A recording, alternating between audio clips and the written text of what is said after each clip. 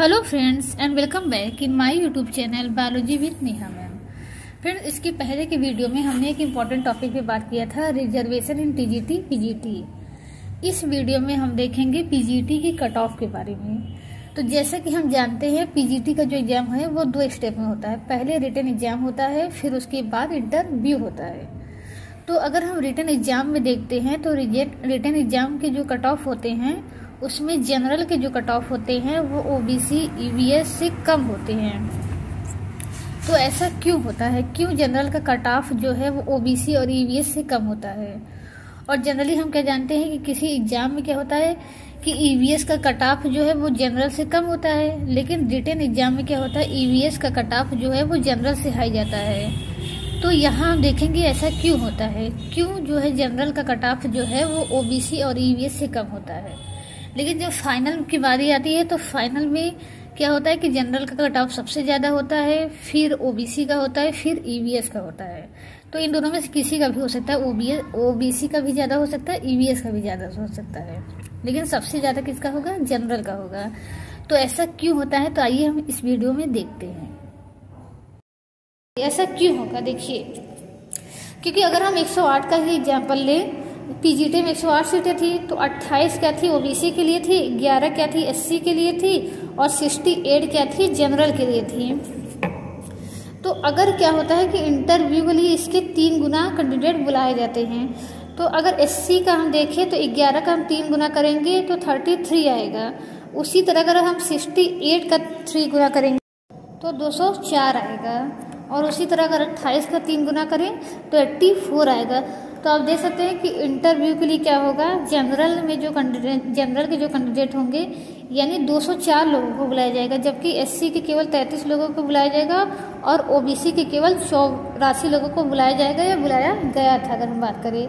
तो इस तरीके से यहाँ देख रहे हैं 204 लोगों को बुलाया जा रहा है और जबकि एससी में 33 लोगों को बुलाया जा रहा है। तो जब हम जानते हैं कि जब ज़्यादा लोग होते हैं तो कट ऑफ क्या होती है? लो होती है, लेकिन जब कम लोग रहेंगे क्या रहेगी? कट ऑफ हाई जाएगी।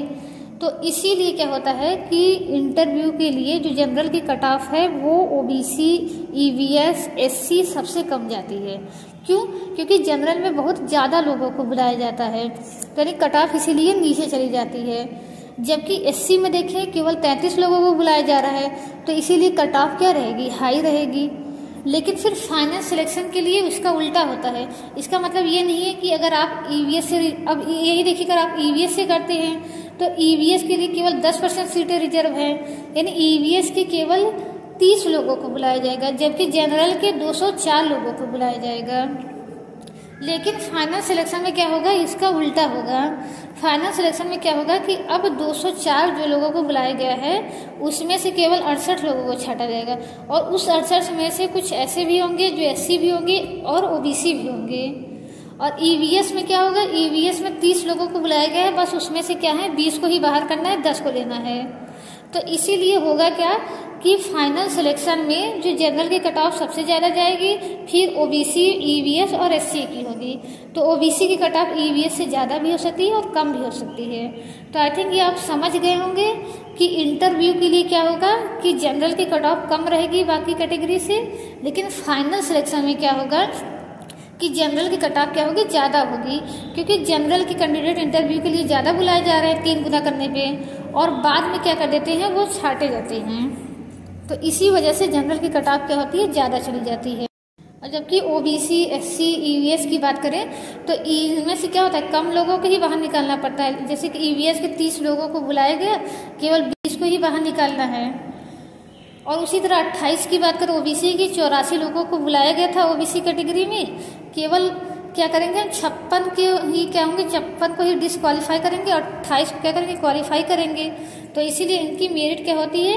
कम जाती है। जबकि जनरल की बात करें तो जनरल में काफ़ी लोग डिसक्वालीफाई होते हैं, केवल कुछ ही लोग जो होते हैं वो क्वालिफाई होते हैं, इसीलिए मेरिट हाई चली जाती है। तो पहले क्या होंगे जनरल के, मान लीजिए कि जनरल क्या थे 80 क्वेश्चन पे ही सिलेक्ट हो गए, तो जो 80 पे सिलेक्ट हुए हैं, जो 81 क्वेश्चन पे सिलेक्ट हुए हैं, जो 82 पे हुए हैं, 83 पे हुए हैं, तो उनका सिलेक्शन जो होता है कुछ मुश्किल रहता है। लेकिन ओबीसी में अगर कोई 83 क्वेश्चन पे सिलेक्शन हुआ है और उसका इंटरव्यू में अच्छा नंबर आ जाता है तो उसका सिलेक्शन हो जाता है। नेक्स्ट वीडियो हमारा होगा वो होगा कट ऑफ के बारे में कि अगली बार पीजीटी की कट ऑफ कितनी गई थी और इस बार कितनी जा सकती है। तो फ्रेंड्स, अगर ये वीडियो आपके लिए हेल्पफुल रहा हो तो प्लीज़ लाइक कीजिएगा और मेरे चैनल को सब्सक्राइब कीजिएगा। Thank you so much friend.